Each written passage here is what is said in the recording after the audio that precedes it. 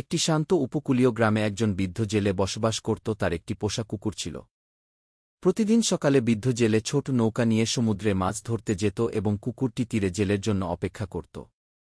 জেলে যত ছোট মাছ পেত সে কুকুরের সাথে ভাগ করে নিত, বাকি মাছ গ্রামের মানুষের কাছে বিক্রি করত। এভাবেই জেলে ও কুকুরের সুন্দর জীবন কাটছিল। কুকুরটি প্রতিদিন জেলের সাথে ঘুমাত। রাতের বেলা তাদের ছোট্ট কুঁড়েঘরের আশেপাশে যদি কেউ হাঁটাচলা করত, কুকুরটি গর্জন করত। হঠাৎ একদিন রাতে খুব ঝড় হল। বৃদ্ধ জেলে অসুস্থ হয়ে পড়ল। সমুদ্রে ঝড় থাকায় জেলে দিনের বেলায় সমুদ্রে মাছ ধরতে যেতে পারল না। এভাবেই 3 দিন কেটে গেল। ঘরে যা খাবার ছিল সব শেষ হয়ে গেল। বৃদ্ধ আস্তে আস্তে অসুস্থ বেশি হতে লাগল। কুকুরটি সব সময় তার সাথেই ছিল। বৃদ্ধ জেলে রাতে ঘুমের মধ্যেই মারা যায়। কুকুরটি তার মনিবের মৃত্যু কোনোভাবেই মেনে নিতে পারছে না। কুকুরটি সব সময় সমুদ্রের তীরে বৃদ্ধ জেলের সেই ছোট নৌকার কাছে বসে থাকত এবং কুকুরটি কান্না করতে। গ্রামবাসী কুকুরটিকে খাবার দিলে কুকুরটি খাবার খেত না।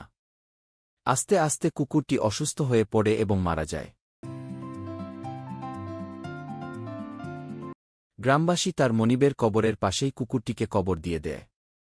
গ্রামবাসী বৃদ্ধ জেলে ও কুকুরের বন্ধনে মুগ্ধ হয়ে তাদের কবরের পাশে একটি মূর্তি খোদাই করে।